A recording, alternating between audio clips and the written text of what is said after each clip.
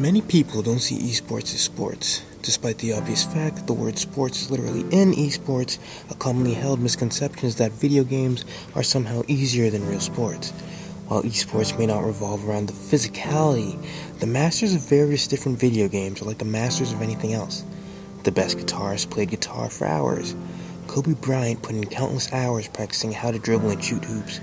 Mark Zuckerberg started coding at age 10. The hours athletes spend training in the gym are substituted with hours of game time and mindset building.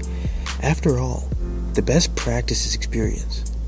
If anything, esports are more accessible due to genetics not determining how viable it is one from the get-go. Despite saying all this, I'm not here to convince you that esports are sports, but rather to explain why the spectators of esports get up as riled as we do watching them. Why do we find them so fun, and why do we get off like sports fans do? Alright, first, some credentials. I am known as Flambeau, the self-proclaimed dopest melee commentator of New England. I've clocked in a little more than 3.5 months of purely game time in League of Legends, and have been following the competitive scene for Super Smash Bros. Melee for 10 years. I was a shoutcaster for League of Legends for the North American Esports League. So needless to say, I've been in the community for quite some time now. So now that that's out the way, what exactly is an esport? One could just Google this, but dictionary definitions don't always quite get across the message sometimes. An esport is the electronic equivalent of the idea of like electronic sport, like video games, fighting games. I'm gonna say it's a sport, right? But instead of doing like football and physical stuff, you play video games. I think the biggest difference, though, is that the esports is a huge sense of camaraderie in certain like every region is like huge family. I don't know if you can say that about regions for sports, but in esports, everyone strives to succeed and have others succeed in their same region. So that's nice. I think it's cool. Twitch, the largest video game live streaming website and arguably the biggest pioneer for esports, defines esports as competitive gaming's own ecosystem which shows and events dedicated to this growing sport. So basically, the entire culture of competitive games summarized in one word. The live streams, the competition, the commentators, the players, the giant events in massive stadiums. That, my friends, is esports. So now to explain what I said I was going to earlier. Why are they so popular? Why do I and several others get as riled up as we do watching it? And how do we get sucked into it? What originally drew me to esports? Ever since I was a kid, I'm an artist, so I was more of like, I never really played sports, and when I did, I wasn't really good at it. And I was super into video games naturally, I guess. I watched a lot of YouTube, and people on there have eccentric personalities and stuff like that. And that really got me into video games, the people behind video games, and more art stuff, basically, in general. it's fun as hell, and it's just really easy to pick up. The crowd, the community, the excitement. It's kind of like, when you're a kid, you start playing soccer, but you just weren't that into it. Then you like playing video games, and then finally when you get somewhere where you can make your own decisions, it's like when your dad used to love football. The medium that it's played on, and right now it's not quite to the scale yet. It's getting there though. But most traditional sports are much more athleticism is required. I wouldn't say I don't know. There's a lot of endurance involved in esports. It's just not the same style. It's not your traditional athleticism that being strong and fast is not as much of an advantage. Colin is 100% right. There's pretty much zero emphasis on physical ability. In fact, there's something satisfying about seeing Brawly Legs, a person with disabilities in the community, play with his face and still win and be a valid competitor. He not only plays with his face, but he's a damn good player too. The technical dexterity it takes for one to be good at esports is insane.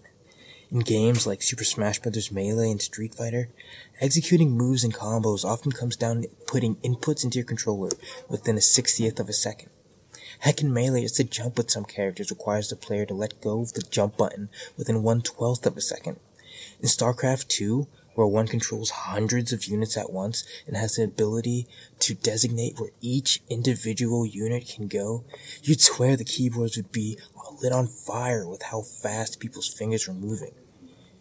And the thing is, the best of the best players do this with precision, over and over again. In fact, the speed at which people are using their hands has gotten so severe where pro players are now either being forced to retire because they're developing tendinitis or they have to go get surgery. Here's another thing. Innuendo Studios does a good job of highlighting Chris DeLeon's articles on rules in sports versus video games. You don't need a referee to play a video game. Yes, technically the tournament organizer is the referee in the event that someone pauses by accident or something of that nature. But otherwise, the game literally has the rules hard-coded in. In basketball, you, the player, agree to not use your feet. But in NBA 2K, the player literally just does not have that option. They literally cannot use their feet. This ends up forcing players to data mine, find out everything they can about the game, and push the game as far as it possibly can be pushed, while using the limits that's been set out for it. Yeah, it might get a little obsessive at times, but that's just part of the fun. Lastly, let's take a look at a quote from Hugs, one of the best, if not the best, Samus player of all time, Super Smash Bros. Melee. He says, "Melee would not be what it is today without the community that was built around it. In a way, Melee's biggest curse, a lack of online capability, has become its biggest blessing. As an offline game, players were forced early on to connect with other players' lives. This formed bonds and friendships that have lasted several years. So, because of Melee's situation, it was on this from the jump, having players make personal connections with one another for years. Now, even if a player doesn't have these personal bonds, they can still love the drama that unfolds between their top favorite players, whether it be subtle hints or flat-out diss tracks. It becomes very easy to become invested in the lives of our favorite players, similar for the way it is for sports fans to follow their favorite sports players, or for regular people to want to follow the Kardashians. What they do or what they wear really isn't news, but we find it amusing and it helps add to the storylines we follow once we become a fan. Football fans have the Super Bowl. Esports fans have their game's own respective world championships or the Evolution fighting game tournament. So, are video games a spectator sport? I'll let the numbers talk for themselves. It's a lot of money in Melee. I mean, like, you got regular people showing up to tournaments paying $10 a week all over the place. And then there are big tournaments with a lot more money. In 2014, Twitch.tv had 16 billion minutes watched per month, with 100 million unique viewers a month, peaking at 1 million concurrent viewers at one given time. During the E3 gaming convention this year, over the span of the event alone, more than 21 million unique viewers were watching, with close to 12 million hours spent on total content watched. The Dota 2 Championships had close to an $18.5 million prize pool that was crowdsourced for the top teams to contest over. Granted, not all esports have as much money in it as Dota does. But as the years go on, more and more esports associations have been sponsoring players and teams to go compete in the big leagues. The demand is definitely there, and it's shown by the numbers that people are clearly watching. With TV starting to become an outdated resource and more people turning toward the internet for their media consumption, YouTube has even launched its own live streaming platform to rival Twitch called YouTube Gaming. And speaking of TV, Heroes of the Storm was broadcasted on ESPN. It may be hard for some to believe, but people actually enjoy watching others play video games.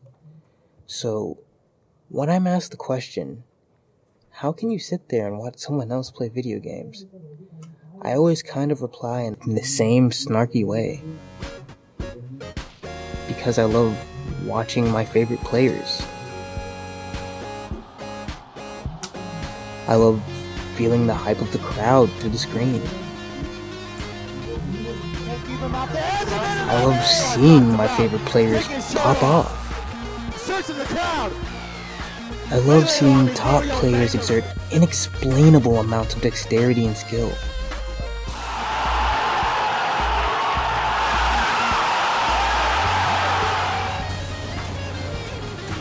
I love the glory of it all.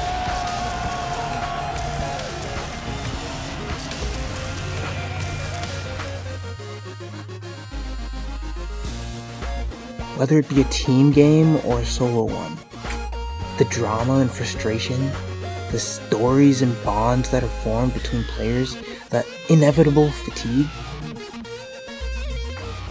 I love it all. And that, to me, is esports.